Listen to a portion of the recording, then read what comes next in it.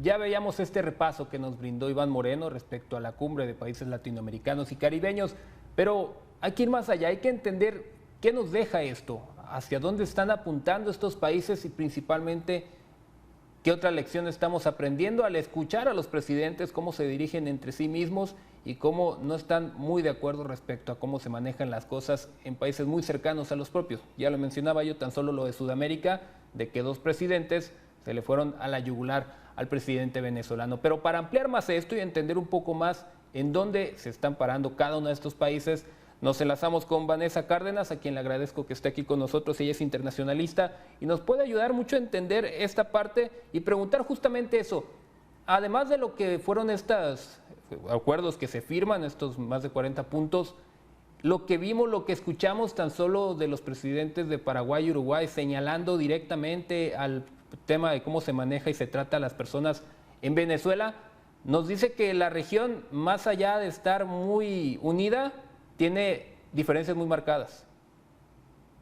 Así es, Francisco, muy buenos días. Pues sí, lo que vimos en el foro, en esta cumbre del sábado, pues fue las diferencias que imperan en la región y que se manifestaron y que más allá de los acuerdos, pues es lo que llamó la atención, el posicionamiento y quiero decirlo, ideológico también de cada uno de estos presidentes y de cancilleres que se reunieron aquí y que como vimos, bueno, pues se dividió en aquellos que apoyan a la OEA y aquellos que no, y en acusaciones y en dimes y diretes de manera frontal. Por un lado, pues el desconocimiento de la presidencia de Nicolás Maduro por parte del presidente Abdo de Paraguay y pues la preocupación y la puesta sobre la mesa nuevamente de la violación a los derechos humanos, la represión a la expresión y a la democracia en países como Cuba, Venezuela y Nicaragua, que dejó asentada el presidente uruguayo Lacalle, y la respuesta del presidente Díaz-Canel de Cuba y de Maduro de Venezuela a estos mandatarios, donde también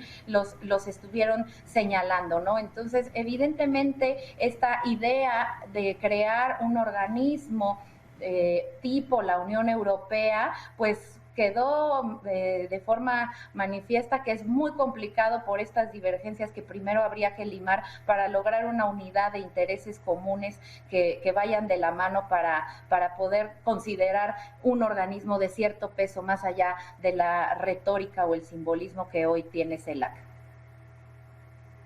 De lo que escuchamos, hay una parte positiva en todo esto. Podríamos decir que al menos en la parte de los aspectos de la vacunación se está caminando en pro de que las personas puedan recibir, porque sabemos que Latinoamérica está muy bajo en respecto al nivel de vacunación. Hay países que destacan, pero hay otros que no tienen acceso siquiera para vacunas hasta este momento, lo que complica también que se pueda inmunizar. ¿Podríamos decir que esto es lo mejor que dejó la cumbre, el tema de las vacunas y cómo quieren homologar la forma en que se trabaja?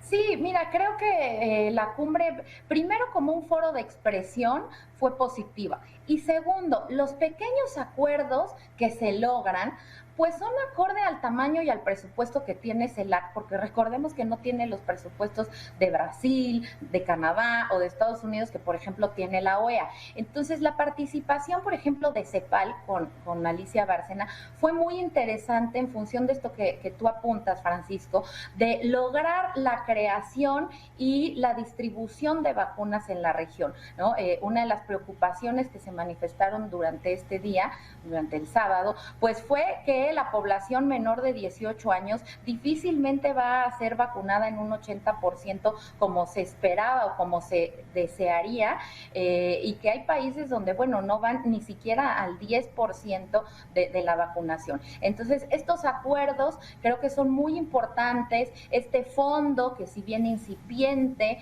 que se logró para la atención de los desastres ocurridos por el cambio climático, son pequeños avances, pero que van acorde, como te comentaba, al tamaño de la CELAC y sobre todo de su presupuesto.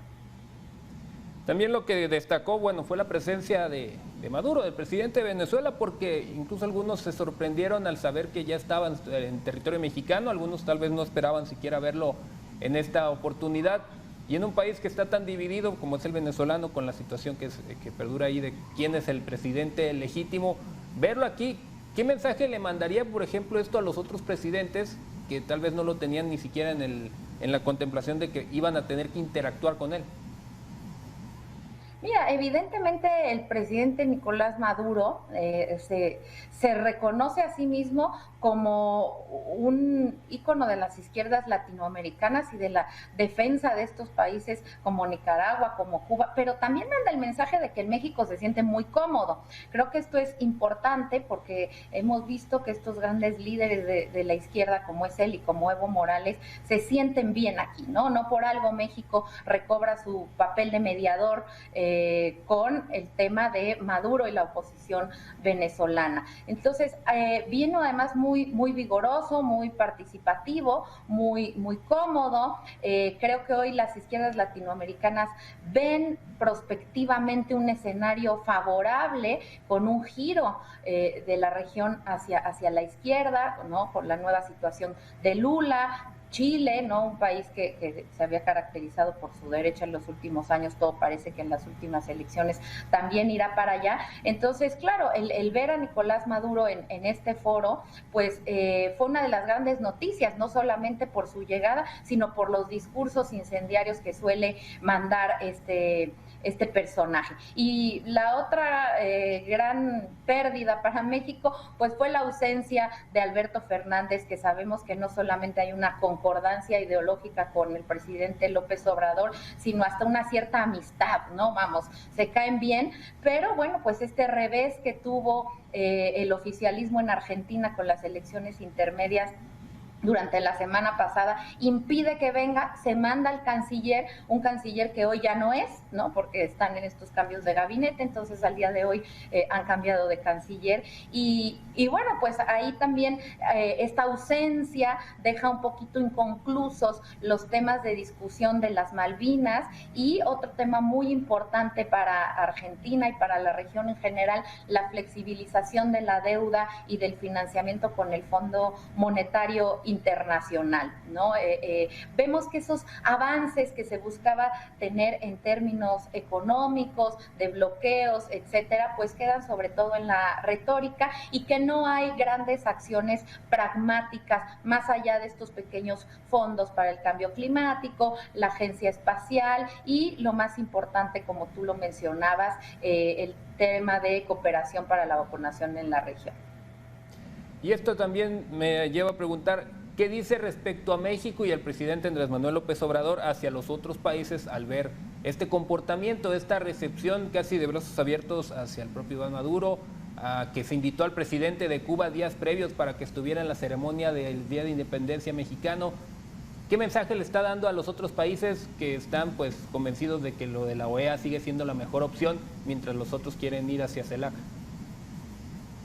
Sí, bueno, me parece que México, el mensaje ha sido muy claro, quiere tener un liderazgo en América Latina. Pareciera que este liderazgo, luego de este fin de semana, pues será con los gobiernos de izquierda, porque no hubo una aceptación plena de las propuestas de México por parte de todos los gobiernos que asistieron a esta cumbre. Sin embargo, bueno, la buena noticia para nosotros es que por fin la política exterior de nuestro país es una cuestión que le preocupa y le ocupa al presidente, que la tenía ahí muy olvidada o delegada sin inmiscuirse en el canciller, y que bueno, por primera vez vemos que se regresa como mediador, como resolución de conflictos, la postura de México, y ahora con este liderazgo en CELAC. Pero mira, me recuerda un poco a Maduro, ¿no? Con Dios y con el diablo, porque por un lado más bien a Chávez, ¿no? Le vendía el petróleo a Estados Unidos y por otro lado lo criticaba, y así estamos nosotros, ¿no? Por un lado un discurso muy incendiario respecto a sustituir a la OEA por un organismo que no sea lacayo de los Estados Unidos, pero por otro lado también dijo el presidente Andrés Manuel en aquel discurso, no nos vamos a poner a las patadas con Sansón. Tuvimos en las semanas pasadas el diálogo económico de alto nivel con Estados Unidos, hoy también se menciona que la CELAC tiene que hacer acuerdos con Canadá y Estados Unidos, y el pragmatismo de los Estados Unidos al no preocuparse por estos discursos va en función, por ejemplo, en el sentido de México, de que se cumplan los acuerdos migratorios, los acuerdos de seguridad, los acuerdos económicos que se tienen con Estados Unidos, y en la retórica y en lo simbólico pues podemos hacer y decir lo que queramos, que no es algo que le preocupe a Estados Unidos. Entonces el presidente Andrés Manuel, creo que el mensaje es claro, quiere ser un líder de Latinoamérica, se posiciona y se perfila así, pero más bien como un líder de las izquierdas latinoamericanas, no de la región en general, pero sin romper en lo importante con Estados Unidos, que tiene los métodos de presión necesarios para hacernos actuar en función de que la relación bilateral no se altere en los temas de política dura que le interesan a Estados Unidos. Tenemos que estar muy al pendiente del seguimiento de todo esto y entendiendo más de los mensajes justamente que se seguirán mandando a través de estas cumbres. Muchísimas gracias por su compañía y por estar aquí brindándonos esta comprensión más amplia de lo que significó esta cumbre, y pendientes de futuras comunicaciones. Muchas gracias. Con mucho gusto, Francisco. Buenos días para ti y todo tu auditorio.